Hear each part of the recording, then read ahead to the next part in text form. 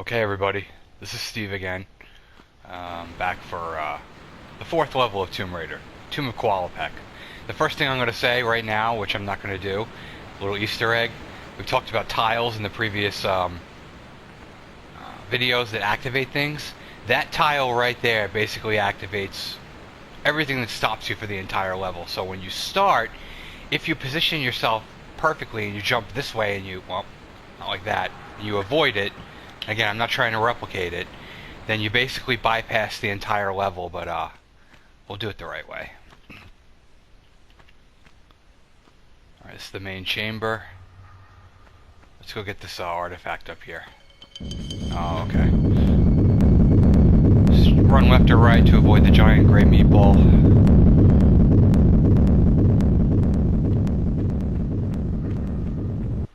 And, let's hit this switch.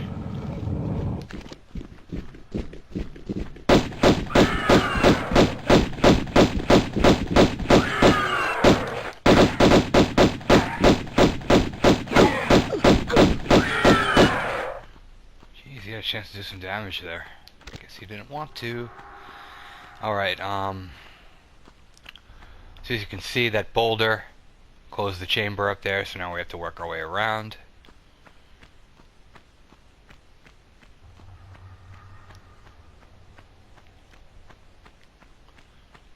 There's 3 areas you can progress to here.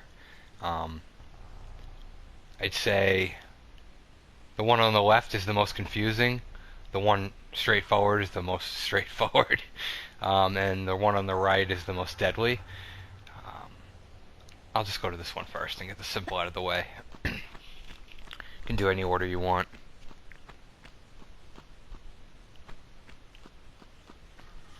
This is a trap door. You can't pull that switch.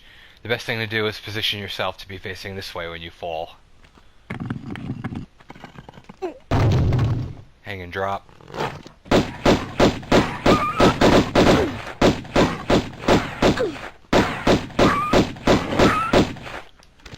Good chance you'll wind up taking a little bit of damage there. I mean, it's a trap, it is what it is. Look how they die with their legs sticking up in the air. And some poor bastard, less fortunate than we were. So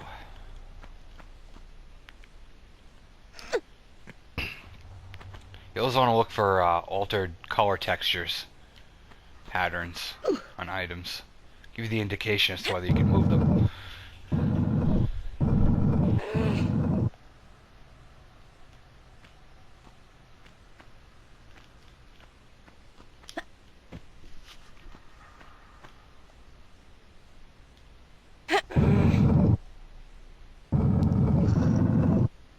Okay. I think there might be an item down here. There we go. Easy to miss metapack.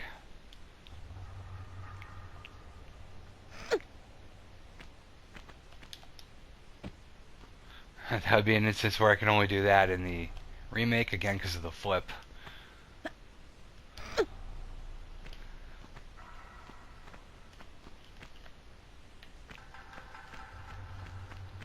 I definitely want to work on the second game after I do this one. I don't know that anywhere near as well. I've beaten it, but as well as this. And this is just a lot of fun doing something that's free and easy. Okay, so we wind up falling down right outside the entrance to that 3-chamber main area. We got the one done that was straightforward. Let's do the one on the left. The bird on it.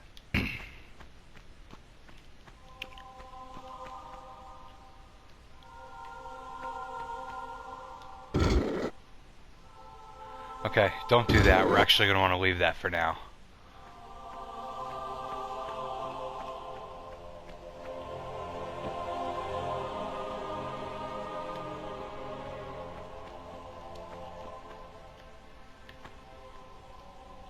Okay. A little rusty few seconds there, but I'm good.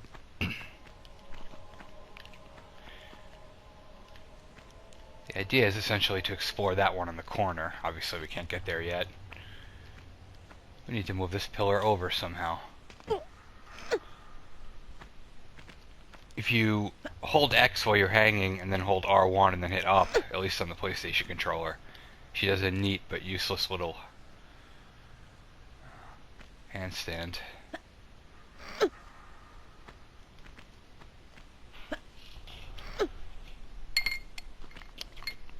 You can appreciate Core for putting something like that in, especially in 1995 or 6 or whatever. Strictly a cosmetic detail they wanted to wow us with. And as you just heard, stepping on that tile up there activated something.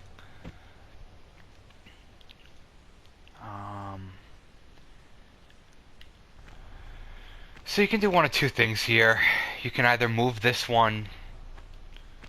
Well, actually, we'll get to that in a sec. You do have to do this first.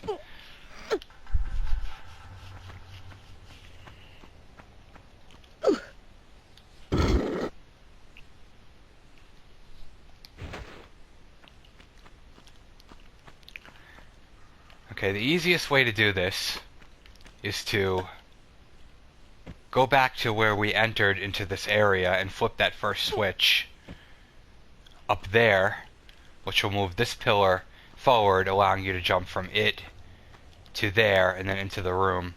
But since I'm a little daredevil, and it took me too many years to realize that, I'm going to do it the other way that you can do. It's a little trickier. And a little riskier. But essentially... Actually, I think it's a standing jump. I haven't done this in a bit. Yeah, it's a standing jump. Angle yourself a little outward. You can jump right to the pillar. This absolutely is a running jump, and if you miss, you're dead, so... Careful.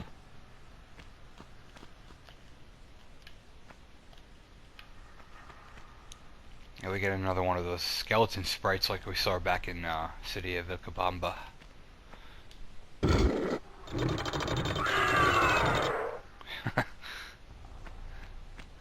We activated something. Here, I mean, just walk carefully to the edge and do a standing jump. You're probably going to take a little damage. Or maybe not, but it's better than getting impaled anyway, right?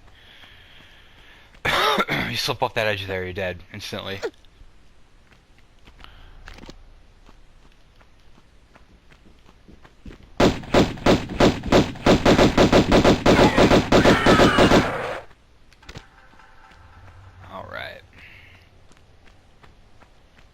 So there's one more here, which would have been on the right if we began from our starting position.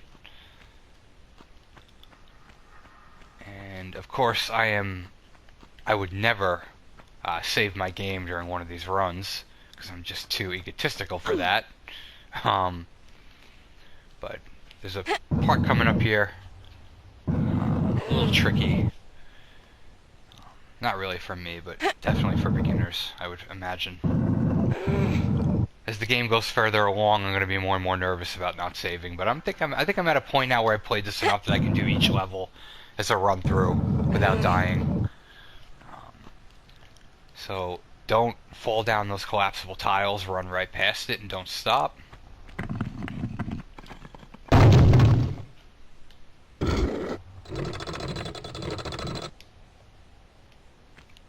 Walk to the edge.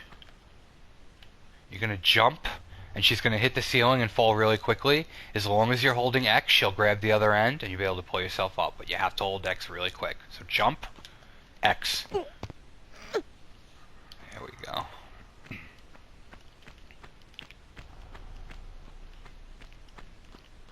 So we've now opened... We're done with this area. We've now opened all three of the main gates back here, right ahead of us.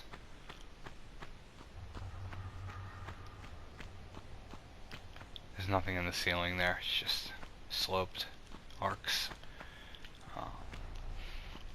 Jump over the darts here, and one of the best kept secrets in the whole game is actually right here on the left.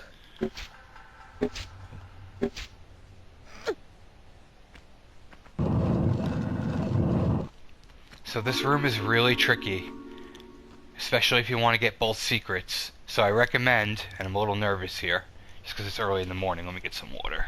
Sorry. Essentially, that back left-hand platform is the only one that's sturdy. There's a secret there on top of it, and then there's one right below it, but you have to get to it in a specific way. We want to get rid of these spikes, rather, tiles on the floor right in front of us. So, hop forward and immediately back. And you'll see why we did that in a minute. Now you're free to jump over to the platform. Don't stop. Carefully pick up your item. Woo! And same idea as we did at the entrance, back and forward. So here's what you have to do. Hold X and hang and drop.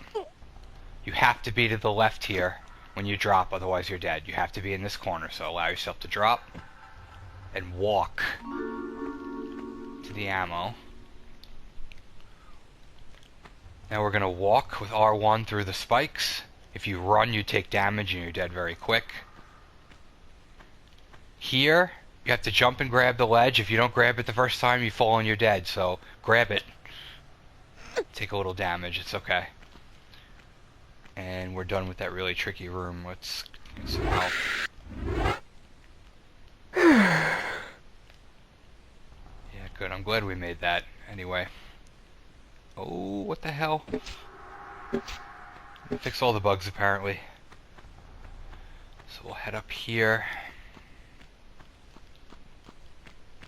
And we're at the Chamber of the Scion, however you pronounce it.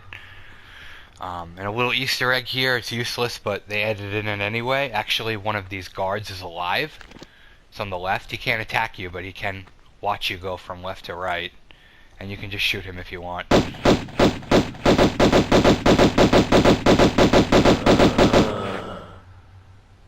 I'm actually not sure if it counts as an enemy.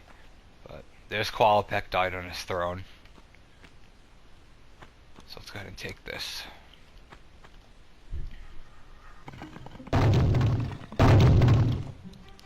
You want to be aware of the collapsing tiles here. They kill you instantly. And, ooh, come on. This is where the boulder was, coming out from the other end of it. When you get down here, run right immediately. Do not run down the middle of the chamber. You're dead. Run right. There we go.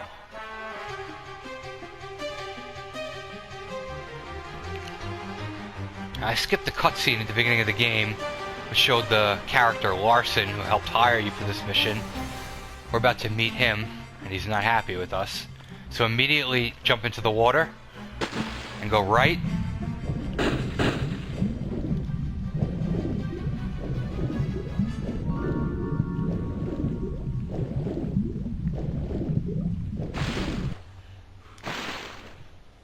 And we found a secret.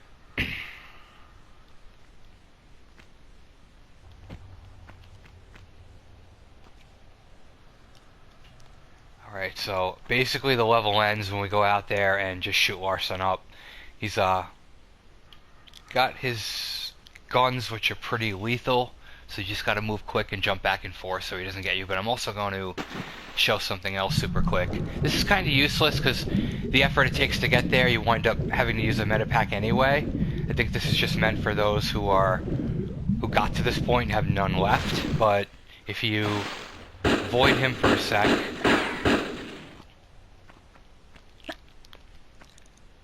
and you head back this way from the last level, Lost Valley.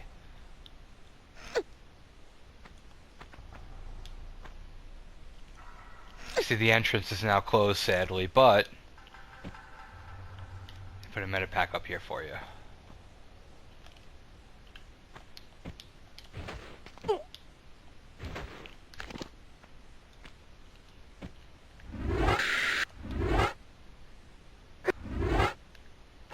There's a little bit of addition by subtraction, but again, I want to show everything, so whatever.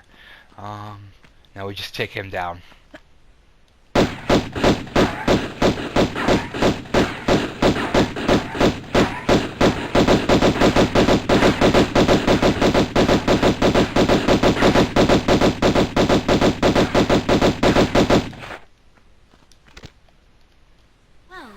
my total attention now.